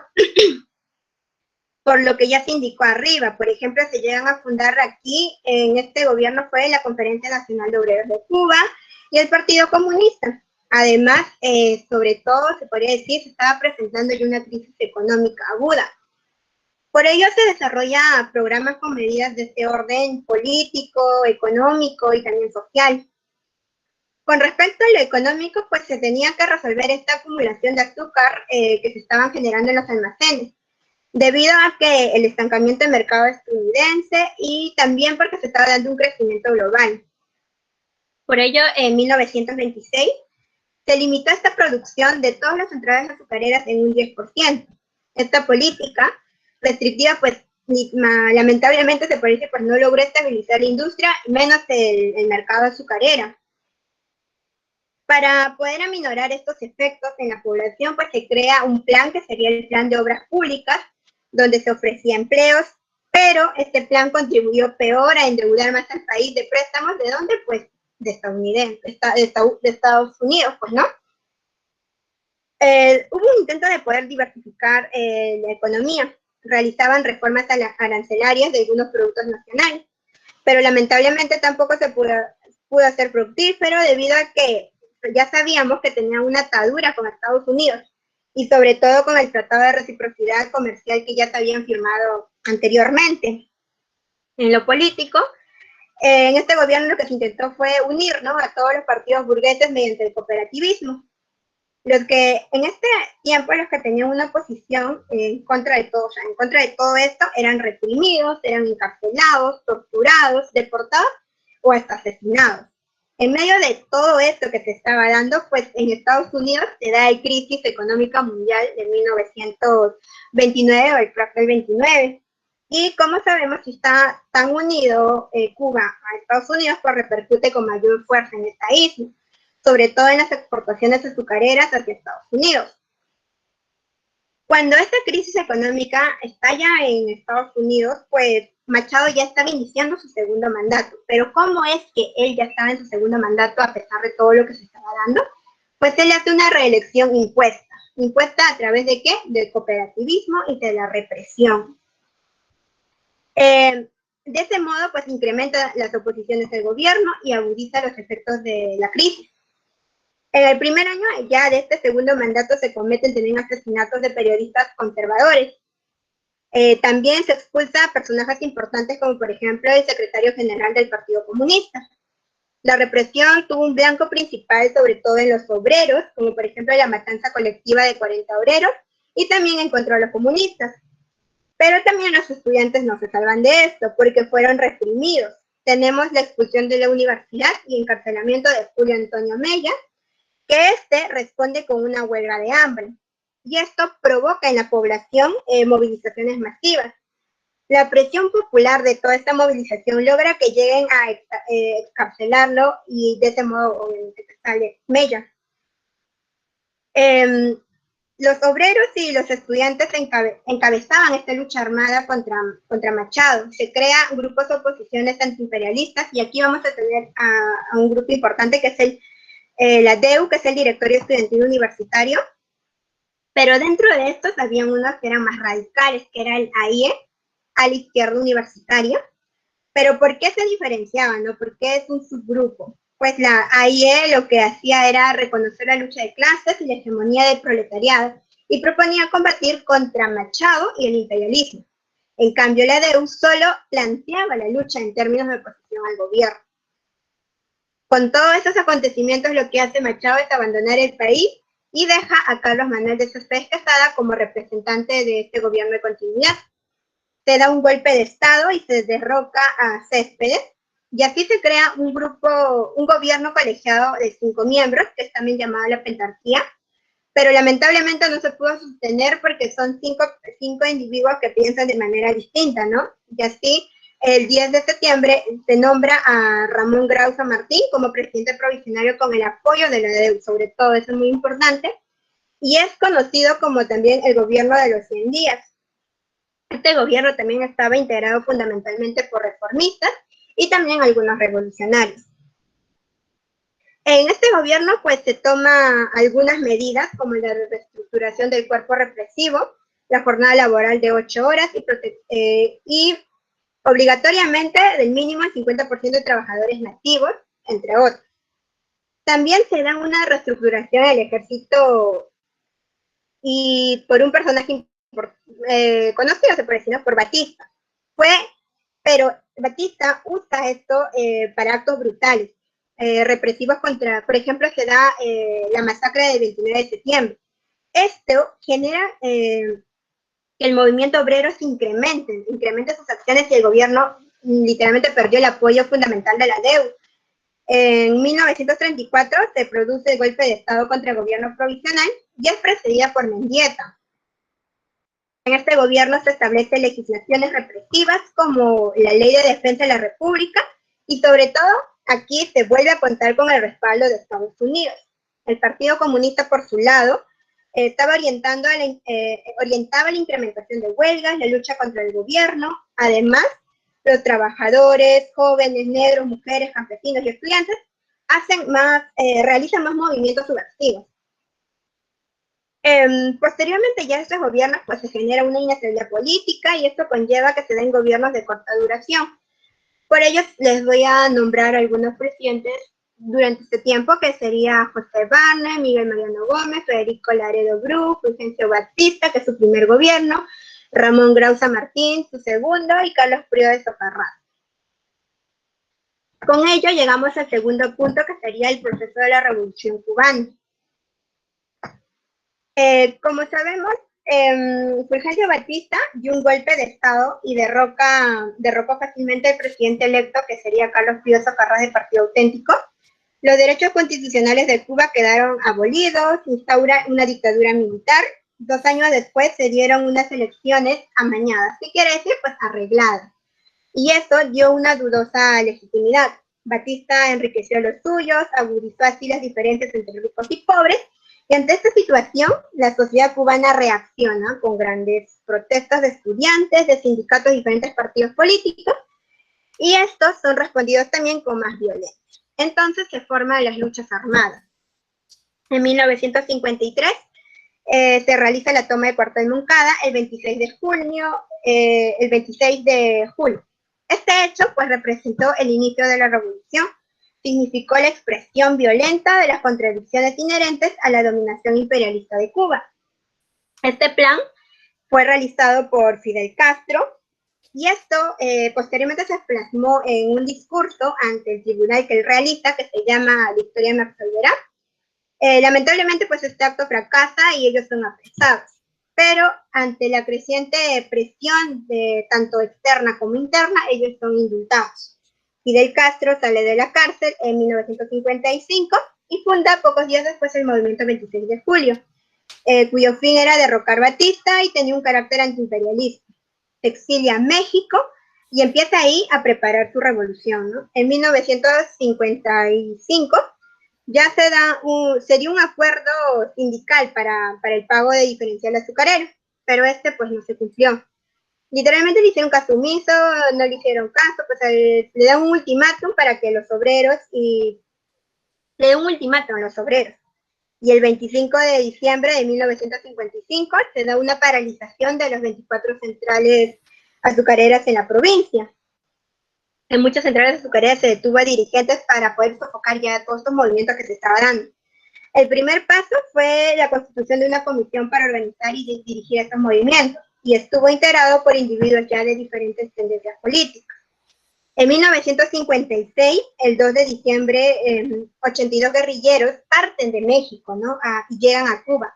Entre estos personajes vamos a encontrar a Fidel Castro, Raúl Castro y Ernesto del Che Guevara. Mientras que en Cuba, pues Batista los esperaba, los aguardaba con unos 80,000 hombres. Una vez que estos personajes desembarcan, son perseguidos y son dispersados. Ellos llegan así a Sierra Maestra, donde llegan a establecer su base. La guerrilla se empieza a organizar, llevan a cabo algunas acciones, pero estas son de manera aislada. En 1957, en el periódico The New York Times, que era el más leído en Estados Unidos, llega a publicar una entrevista que realizan a Fidel Castro en Tierra Maestra. ¿Por qué es importante recalcar esto? Porque la prensa, como vemos, también está tomando un rol muy importante, ¿no? Y esto generó un gran impacto. Los guerrilleros como que empezaron a generar simpatía tanto dentro como fuera del país. Y muchos empiezan a unirse a estas revoluciones. El 28 de este mismo año se da el combate de Ubero, que era la primera acción abierta a la guerrilla del movimiento 26M. Y es ganada por estos revolucionarios. El 30 de julio, también de ese mismo año, la política mata a Frank Paris. ¿Por qué también se nombra Frank Paris? Porque este personaje era un activista muy conocido, era un activista revolucionario que era muy conocido. Y esto fue lo que generó que la opinión pública pues esté en contra de este régimen. El 5 de septiembre se subleva la base naval de Cienfuegos con unos 400 revolucionarios, pero es contrarrestado por el gobierno.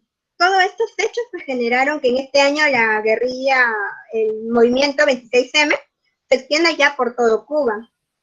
En 1958, el 9 de abril, ya la guerrilla convoca una huelga general, pero esto sofocado por el gobierno. El Che Guevara y Camilo Cienfuegos son enviados al centro del país. ¿Con qué objetivo? Pues querían dividir a la isla en dos y preparar así un ataque a la ciudad de Santa Clara. Mientras tanto, Fidel y Raúl Castro permanecían en el oriente. Lo que querían era controlar la región y poder atacar Santiago de Cuba. En diciembre, después de este fallido que va a ser Batista, va a ser un contraataque, y Camilo y el Che atacan Santa Clara. Así, el 31 de diciembre toman el tren blindado que había enviado el gobierno para poder fortificar la ciudad, y Batista, pues a Batista fue y se va, huye a Santo Domingo. En 1959, pues el domingo 1 de enero, Fidel Castro entra triunfante a La Habana y declara la capital provisional de Cuba.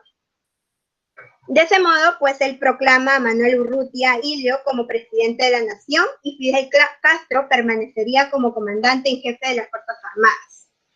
Bueno, le daré paso a mi compañera para continuar después de esta revolución.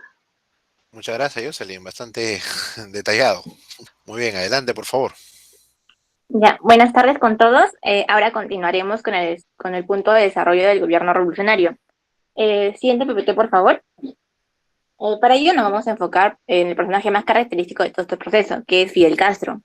Fidel Alejandro Castro Ruz nació el 13 de agosto de 1926. Estudió Derecho en la Universidad de La Habana, en la que obtuvo su doctorado en 1950, destacando las salas universitarias, alimentando su nacionalismo y la milicia anti-norteamericana. También, como ya mencionó mi compañera anteriormente, fue encarcelado y exiliado, y donde, estando en su exilio, crea el movimiento 26 de julio, con el cual, junto a su partido del pueblo cubano ortodoxo, tiene el objetivo del derrocamiento del dictador de Batista. Por consiguiente, retornan a Cuba y dan inicio a la revolución, donde más adelante, con la ayuda del pueblo armado, triunfaron con la revolución y fue nombrado como primer ministro el 16 de febrero de 1956 y elegido presidente de los consejos de Estado y de ministro de la República de Cuba el 3 de diciembre de 1976. Cabe resaltar que cuando se cambia la Constitución ya no se usa el término de presidente, sino presidente de los consejos de Estados y de ministro de la República de Cuba. Este cargo lo ocupó hasta el 24 de febrero de 2008, y desde 2008 a 2016, cuando falleció, fue diputado de la Asamblea Nacional del Poder Popular y primer ministro del Partido Comunista de Cuba. Entre las políticas establecidas, hay algo que se destaca mucho de Fidel, que era su forma de hablar, que con sus maneras logró cautivar a la población que lo escuchaban, gracias a sus transmisiones en la radio Rebelde, la cual sirvió para acompañar su trayecto a Santiago de Cuba y también después de unas giras que realizó a Estados Unidos, en la cual acudió en busca de ayuda con el fin de llevar a cabo sus planes de gobierno. También, primero en su interés para convencer a la población de las buenas intenciones que tenía su gobierno, el cual él encabezaba. Asimismo, las personas opositoras a la revolución fueron exiliadas, que llegaron a sumar cerca de 2.000 personas, que eran entre retractores o que están en opositores al gobierno. En su aspecto económico, durante todo el año de 1955, el primer gobierno nacional proclamó decretos que comenzaban a transformar la economía y la sociedad cubana. Como bien sabemos, antes de 1959, Cuba era un país que vivía bajo la fuerte influencia de Estados Unidos. Sus industrias de azúcar y muchos hoteles estaban denominados por grandes empresarios norteamericanos. Era una isla con grandes desigualdades sociales. Pero después de la revolución, una de las principales medidas tomadas por el gobierno fue el expropiar bienes estadounidenses y también cubanos que dejaron a la isla a causa de la revolución. Por lo cual, Estados Unidos responde también a esto por un bloqueo económico que se hace Cuba en 1961. Y también se rompen las relaciones diplomáticas con Cuba. Y en este momento es como existía otra potencia mundial, que era la Unión de Repúblicas Soviéticas, no socialistas soviéticas, que le proporcionaron comercio y subvenciones. Pero después del fracaso de la URSS irse el apoyo financiero con el que contaban con los subsidios que se encontraban en una situación donde ellos tenían que realizarse nuevas reformas mercantilistas, que harán que Cuba tenga que recurrir al turismo, así fomentar el turismo como objetivo va a tener una mayor inversión extranjera. Asimismo, también tienen que dar la legalización del dólar y entre otros mecanismos que fueron ayudar para que la isla no se cumpliera. Otro también destacable de su gobierno de Fidel Castro es la reforma agraria que se hizo en 1959, que buscaba dar la tierra a quien la trabaja, asimismo como realizar una redistribución de las tierras que en su mayoría pertenecían a la industria azucarera, que abarcaba más de 18.000 caballerías, fueron frente principal de los desalojos, las miserias y el analfabetismo y la insalubridad que tenía Cuba. La nueva reforma chocaría con los intereses económicos de los norteamericanos y eso también enfureció nuevamente al gobierno estadounidense, y que arrasaría con una agresiva política contra la revolución.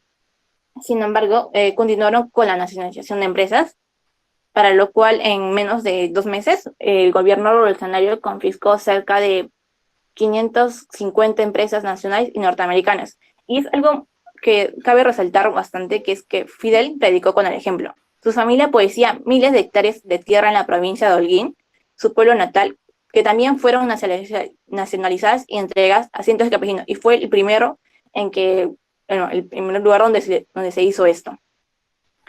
Y para hablar de las reformas educativas, mi compañero lo hablará, pero antes de ello quiero hacer una mirada a lo cultural.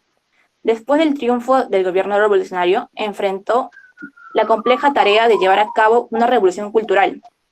No obstante, la propia naturaleza de la revolución y la esencia de los objetivos propuestos por el nuevo proyecto social, era necesario iniciar impostergables transformaciones políticas y económicas, antes de introducirse a ver esta esfera cultural. Pero se comienza después con la revista y los cuadernos de cultura, animando el movimiento literario nacional y promoviendo la lectura, y se fundaron bibliotecas y realizó una importante labor en la preservación artística. No se escatimaron esfuerzos en los primeros pasos del gobierno revolucionario, y para ello fueron creadas y reintegradas diversas instituciones y organismos y agrupaciones culturales. Es por lo cual que el 24 de marzo de 1959 fue creado el Instituto Cubano de Arte e Industria Cinematográfica. Por primera vez el país contaba con una industria, esta manifestación artística, que siempre ha gozado con una tal aceptación del pueblo. Asimismo también se crea el Teatro Nacional, que busca atender y fomentar las artes escénicas. También más adelante surgió la danza moderna, y este tenía un propósito de establecer un estilo de danza netamente cubano. Así también se crea la Imprenta Nacional con el servicio de la enseñanza y la cultura.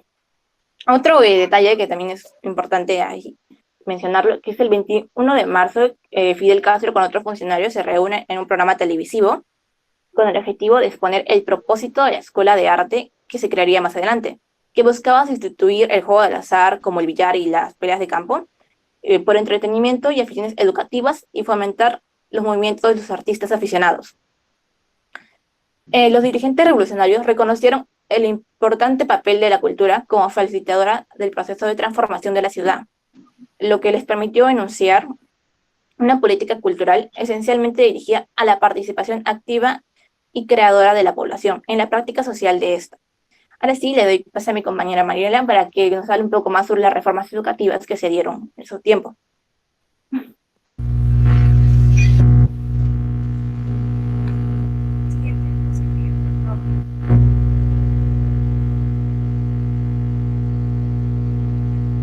Respecto a las reformas educativas, Figueroa en 1997 afirma que a partir de 1959, con el triunfo revolucionario, el gobierno y el pueblo en general se enfrascaron en llevar adelante el primer proyecto social del país.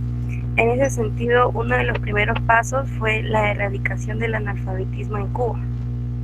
En 1960, el líder de la revolución proclamaba en la Asamblea General de las Naciones Unidas que Cuba, en tan solo unos meses, sería el primer país de América libre del analfabetismo. Para esto, en 1961 se llevó a cabo la campaña nacional de alfabetización. Esta campaña se prolongó a todo el país y benefició a aquellos que no tuvieron la oportunidad de aprender a leer y escribir. Y unida a esta campaña estaba el objetivo de elevar el conocimiento de los trabajadores para su participación en el desarrollo técnico-económico.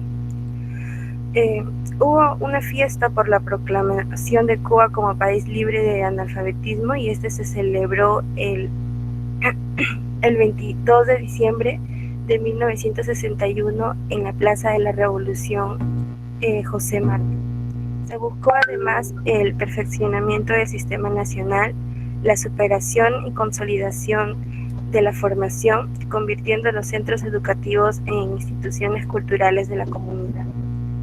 Siguiente diapositiva, por favor. En cuanto a la organización de la enseñanza, en Cuba se concentraban niveles, áreas y accesos a la educación. Estos eran los siguientes. Primero, los círculos infantiles y educación preescolar. Los círculos infantiles fueron creados en 1961 y recibían a niños desde los 45 días de nacidos hasta niños de 5 años. Posterior a esto, los infantes debían asistir a la educación preescolar. El número 2 era la primaria. Existía de primer hasta el quinto grado y los cursos eran matemática, español, informática, el mundo en que vivimos, educación física y artística.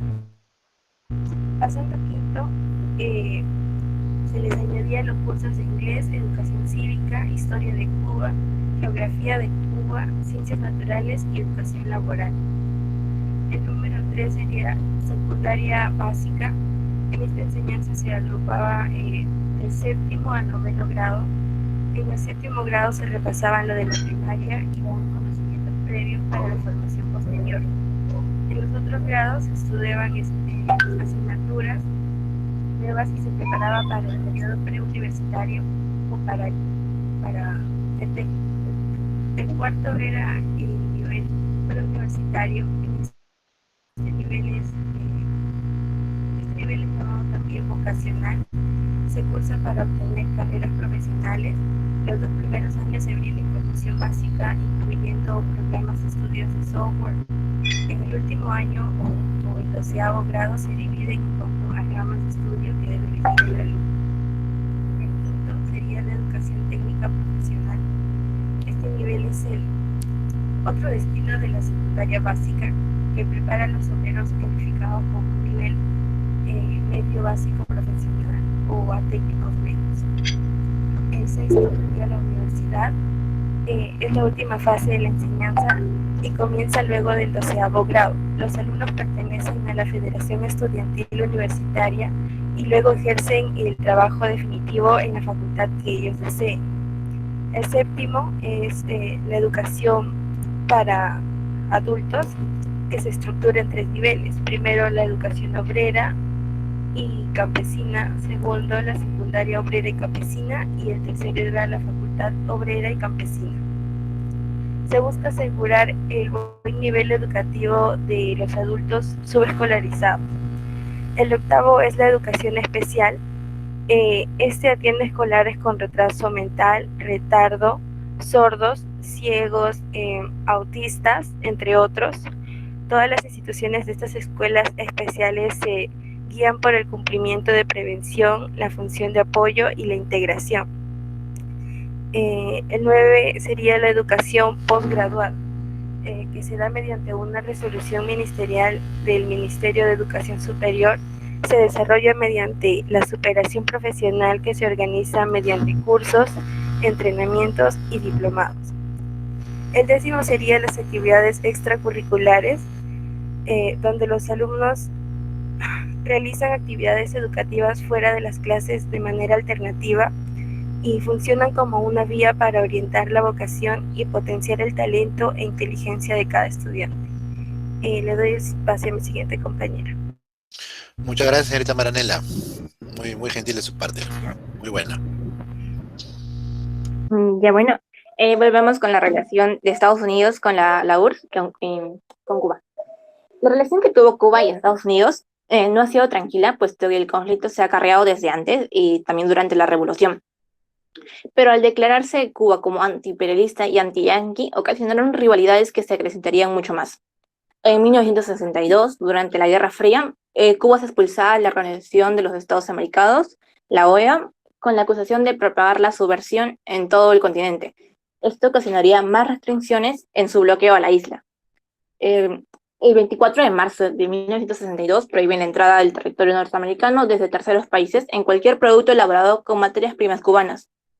Afectando Cuba, opta por realizar intercambios con la URSS, como ya he mencionado antes, con lo cual apoyó en los subsidios para que siguiera con el régimen. Con el ascenso del demócrata John F. Kennedy, se lleva a cabo el plan ideado previamente por la CIA de invadir Cuba. Cabe resaltar que Fidel Castro tiene el récord Guinness con la mayor cantidad de intentos de asesinatos, algo de 600 intentos de asesinatos. Bueno, sigamos. Los disidentes y contrarrevolucionarios cubanos exiliados en Estados Unidos habían recibido entrenamiento militar y se preveía un apoyo naval y aéreo para derribar el régimen cubano, el régimen de Fidel Castro. Se lanzó a mediados de abril, eligiendo como punto de desembarcamiento la playa de Girón y la bahía de Cochinos en 1961. Sin embargo, gracias al fervor nacionalista de la población, en menos de 48 horas los invasores fueron derrotados y la figura de Castro se asentó, afirmándose en el poder. La crisis de los misiles durante la Guerra Fría, después de la respuesta en la expulsión de la OEA, el gobierno cubano lanzó una segunda declaración en La Habana, la cual llamaba abiertamente a la colaboración entre la Unión Soviética y Cuba en el aspecto militar, para defenderse de cualquier eventual agresión norteamericana. Esta sería origen a la crisis de los misiles en el Caribe, que se viviría en los últimos meses de 1962.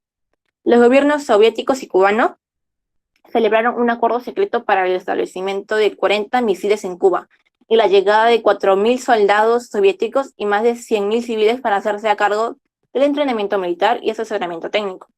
La crisis de los misiles o la crisis de octubre, como se conoce en Estados Unidos y Cuba respectivamente, ocurrieron el 14 y 28 de octubre de 1962. Kennedy denunció la presencia de misiles y advirtió que cualquier ataque desde la isla sería respondido como si se tratara de un ataque soviético. Y para evitar el ingreso de más armas, desplegó un bloqueo marítimo en Cuba, patrullando barcos estadounidenses al mismo tiempo que se exigía enérgicamente que la retirada de las tropas y los misiles. El estado de tensión alcanzó un máximo nivel cuando los barcos soviéticos, algunos escoltados por submarinos, se acercaron en la línea de bloqueo. El Pentágono, que es el Departamento de Defensa de Estados Unidos, puso sus tropas en un estado de ¿cómo se dice? De shock conduct, que daba es un paso previo al inicio de la guerra. Luego de semanas de movilización militar en la isla y el forcejeo diplomáticos militares del Atlántico, Kennedy y Khrushchev pactaron los fines de octubre el retiro de los misiles soviéticos en la isla. Khrushchev. Sí, disculpe, no lo pronuncié bien. Nikita Khrushchev. Sí. Como decía, pactaron el retiro de los misiles soviéticos en la isla a cambio del desmantelamiento de los cohetes en Turquía y el compromiso de los Estados Unidos que no invadiría a Cuba. y ahí se calma la tensión. Ahora sí doy pues a mi compañero para que siga hablando más sobre este tema. Muy bien, es la última, creo. La que falta es nuestra Nicole. estudiante, Nicole, ¿sí? Buenos días, Muy buenas bien. tardes, profesor. ¿Me Buenos escucha? días. Sí, ¿Me sí, escucha? sí, fuerte y Sí, claro. ya, Adelante. bueno. Buenas tardes, profesor y compañeros. Ya, continuando con la exposición, yo tocaré la parte de los personajes de la Revolución Cubana. Aquí se resaltarán algunos aspectos generales sobre sus vidas y cómo llegan a formar parte de la revolución. Bueno, mi compañera ya les habló acerca del líder de esta revolución, el cual fue Fidel Castro. Así que comenzaré hablando de, se podría decir, su mano derecha, su hermano Raúl Castro. Bueno, Raúl Modesto Castro Ruz nació el 3 de junio de 1931 en Cuba, en la aldea de Virán. Estudió en colegios jesuitas y el último de ellos fue el Colegio Belén, situado en La Habana. Allí también estudió su hermano Fidel, pero a Raúl lo van a expulsar debido a su bajo rendimiento en el colegio, por lo cual va a terminar sus estudios en un colegio militar. Luego, ya que culmina sus estudios, tras el pedido de su hermano Fidel, quien lo toma bajo su cargo, ya que el mismo Fidel cuenta, ¿no?, en una entrevista que él escuchaba mucho que sus padres se quejaban del comportamiento de Raúl. Así que él decide llevárselo y también cuenta de que él empezó a dar libros para que él se pueda incentivar en el estudio. Y es así como él llega a estudiar administración pública en la Universidad de La Habana, pero debido a sus actividades políticas no va a terminar sus estudios en la universidad.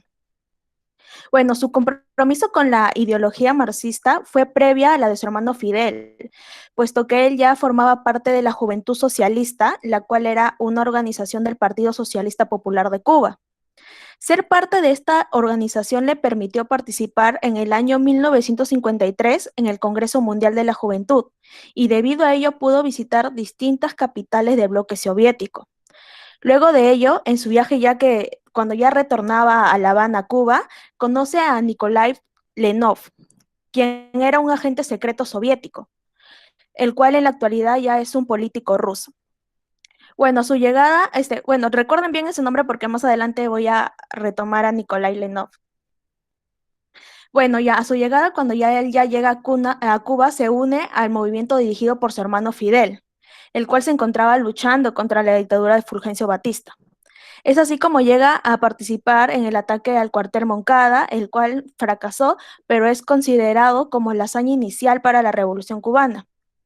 Bueno, luego de esto, junto a su hermano fueron capturados y Raúl fue condenado por sublevación a 13 años de cárcel, pero en el año 55 fue liberado gracias a una amnistía general. Y al ser liberado, él va a viajar a México con la misión de reunir partidarios y reorganizar el movimiento revolucionario. Y es en este viaje donde se va a encontrar de nuevo con Nikolai Lenov. Y van podría decirse, restablecer su relación. Y esta relación con este agente soviético va a ser muy importante, puesto que posteriormente va a ser trascendental para las relaciones entre Cuba y la Unión Soviética. Bueno, tras triunfar la revolución, él es nombrado, tras triunfar la revolución, él es nombrado jefe de las Fuerzas Armadas y Revolucionarias, y sus adversarios muchas veces lo acusan, ¿no?, de haber aprovechado ese cargo para ejecutar a miles de oficiales y soldados del ejército de Batista. Bueno, ya entrando al siglo XXI, en el año 2006, Raúl Castro va a asumir el cargo de presidenta del Consejo de Estado. Cabe resaltar que este es el título que se usaba desde el año 1976 hasta hace poco, el año 2009, para designar al jefe de Estado en Cuba. Bueno, él asume este cargo de manera interina, debido a la deteriorada salud de su hermano Fidel, pero es el 24 de febrero del 2008 donde ya es elegido oficialmente presidente del Consejo de Estado de Cuba por los diputados de la Asamblea Nacional de Poder Popular. Bueno, ahora tomando como referencia al periódico independiente El Cubano, El Estornudo, en este periódico se señalan 8 medidas que Raúl Castro va a ejecutar durante sus 12 años de gobierno. Lo peculiar de esto es que su hermano Fidel, durante su gestión, la cual fue muy larga, como sabemos, se había resistido a tomar en cuenta estas medidas. Bueno, la primera medida, como pueden ver en el PPT, es el deshielo con Estados Unidos. Esto hace referencia a que durante el mandato de Barack Obama, Estados Unidos y Cuba tuvieron un acercamiento. Esto fruto de negociaciones secretas entre ambas naciones, en la que el mediador fue el Vaticano. Bueno, todo comenzó con un trueque, ¿no? De prisioneros, en el que 3 espías cubanos que estaban encarcelados en Estados Unidos fueron, podría decirse, canjeados por un contratista estadounidense preso en Cuba bajo cargos de espionaje. Es así como el 20 de julio del 2015, oficialmente los dos países van a reanudar sus relaciones diplomáticas y van a reabrir sus respectivas embajadas. Ya en marzo del 2016, Obama va a visitar, luego de 88 años, La Habana, ¿no? O sea, va a ser el primer presidente luego de 88 años que va a visitar La Habana por primera vez. Lamentablemente, las relaciones entre estos países han sufrido podría decirse, un retroceso, ¿no? Con la llegada de Donald Trump al poder.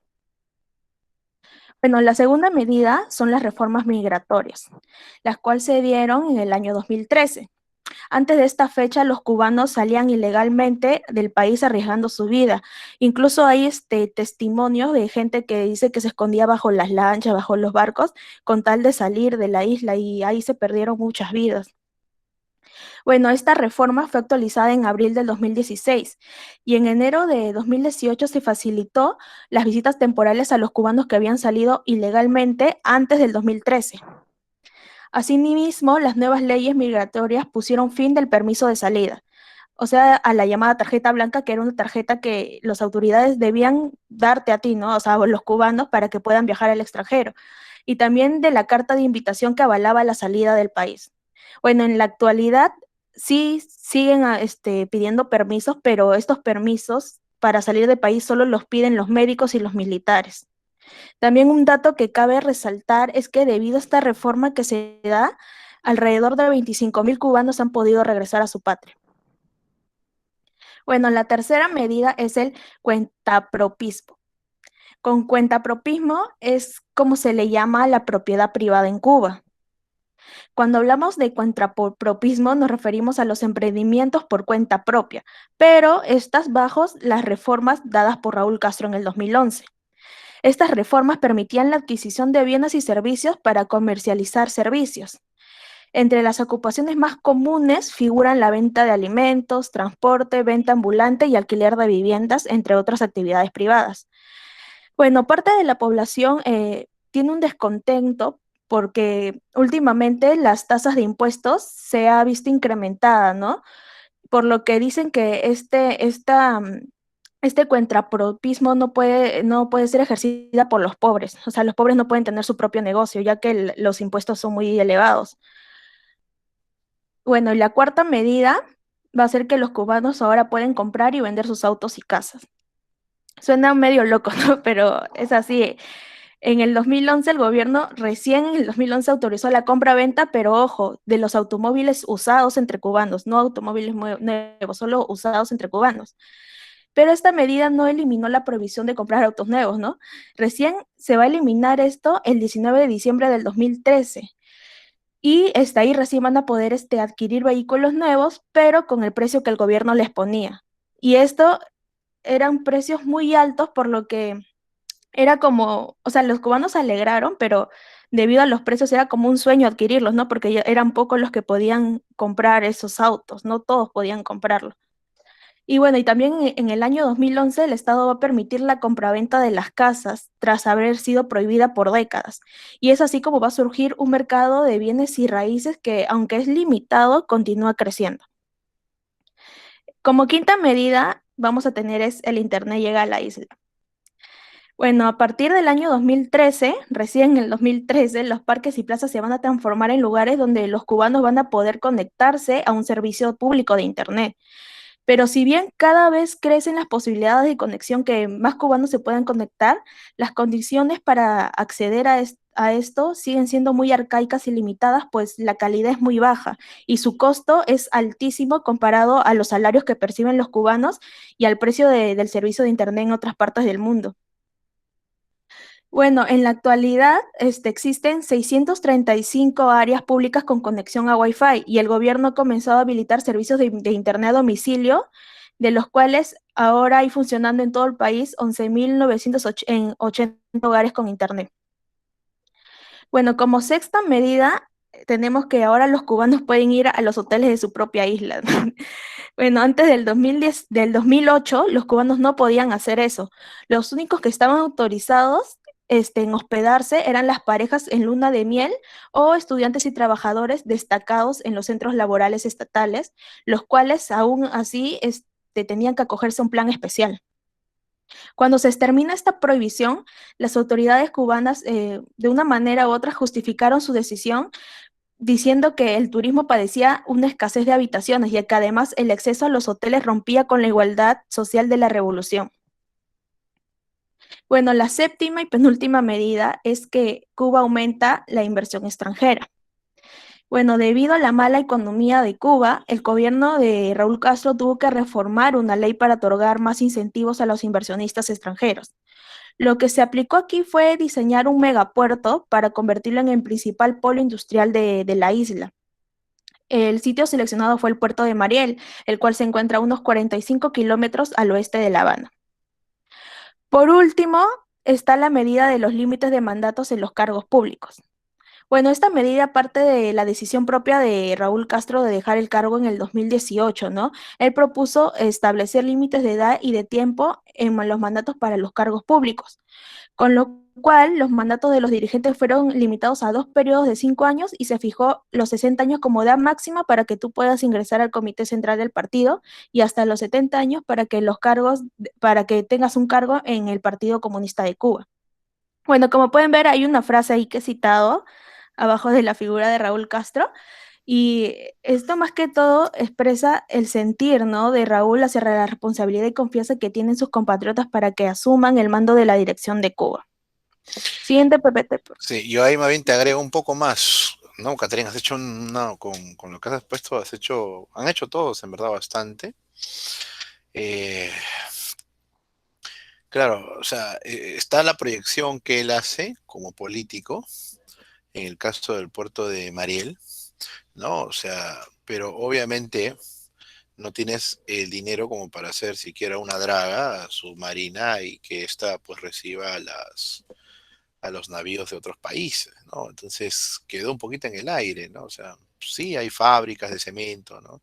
Hay aduanas, hay depósitos, pero no pudo ser eso posible, ¿no? Y esto que y ahora Raúl Castro ya no está en el poder, ¿no? Ahora está Díaz-Canel, Miguel Díaz-Canel, ¿no? Así que, en verdad, lo que han expuesto sobre Cuba es bastante pertinente. Han hecho una revisión histórica desde la época de fines del siglo XIX, han hecho una revisión muy potente. También agradezco a su compañera que ha estado presente ahí con ustedes, formando pues una solidaridad que yo saludo y en verdad, qué bueno, ¿no? Y nada, yo más bien me apena un poquito que voy a tener que acordar porque tengo ahora una reunión ahí de grupo de investigación. Ya ahí los 4 están con muy buena nota, ¿eh? Los 4 están bien calificadas. Ya, yo voy a grabar las 2 horas la clase, ¿no? Para ir avanzando. Y nada, yo la verdad que no tengo sino palabras de agradecimiento a los 2 grupos que han expuesto, ¿no? Los 2 lo han hecho en verdad, pues, estupendo, ¿no? Y además muy pegado al registro histórico, o sea, es una línea histórica de tiempo que ustedes han respetado muy bien, ¿no? La verdad que, ¿no? Me gusta, por ejemplo, cuando acá ya está, o sea, ahora te comento, ¿no? Es que no puedo mostrar yo mi PPT porque si no te van a ver tu nota, Nicole. ¿Ya? A ver, vamos a ver si lo puedo agrandar, ¿ya? No, a ver, vamos a ver si puedo hacerlo así. Aquí está, ya. No, también se ve tu nota, entonces no puedo compartir. Pero, por ejemplo, ¿no? Cuando ustedes han hecho la organización, o sea, es un PPT bastante didáctico, ¿no? Y bastante trabajado, por eso es que también la nota que han tenido ustedes, o sea, por ejemplo, en la que hablan sobre las luchas armadas, no hacen su línea de tiempo, también veo que este PPT ha sido bastante chamba, ¿eh? O sea, o sea, yo también que, como ustedes saben, cuando tenemos ponencia, los profesores tenemos que armar un PPT, pues estos PPT son una maravilla, ¿no? El de los 2 grupos, o sea, yo estoy ahorita viendo el último, ¿no? Sino que no lo puedo hacer, no puedo abrir porque si no van a ver tu nota que te he colocado, ¿no? La injerencia de Estados Unidos, o sea, poco texto. Tal vez el único que tiene texto es la segunda, ¿no? La que habla de la independencia cubana de España. O sea, se ve bastante chamba en este trabajo, ¿ah? Bastante chamba. Y yo no hago sino, pues, sí, yo también, de verdad que me auno a esas exposiciones, Ya, yo el sábado debo estar colgando las 2 horas ya con el avance de los cursos, pero prácticamente la base del curso son sus exposiciones. Y que ya estaban por terminar, ya me faltan solamente creo que unos 4 grupos, ¿sí? Entonces, sí, de verdad, ahora justo a las 3, si no nos regañan, tenemos que estar ahí con algunas autoridades, si no, nos regañan ahí. Nos dicen, Profesor, sí, Rocío, adelante. profesor, a ¿Tu mí se nota me está? ¿Puedes verificar si tu nota está, por favor, Rocío Raida? Sí, ya lo verifiqué, pero justo quería hablar con Ya, usted.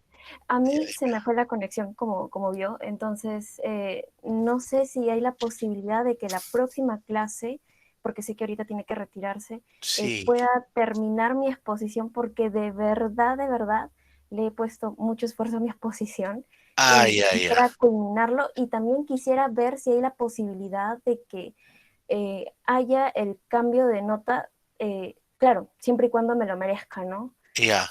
Raida, mira, no te inquietes, todo tiene solución en esta vida y aún la muerte también tiene solución, porque es solo un trámite. Escríbeme un correo, te voy a dar una salida, no te preocupes de eso, Rocío Raida. Escríbeme un Ya, correo, profesor. ¿ya? No te inquietes. Y de verdad que no se inquieten, porque se van a dar una buena sorpresa para el examen final, muy buena, no se inquieten tanto, ¿ya?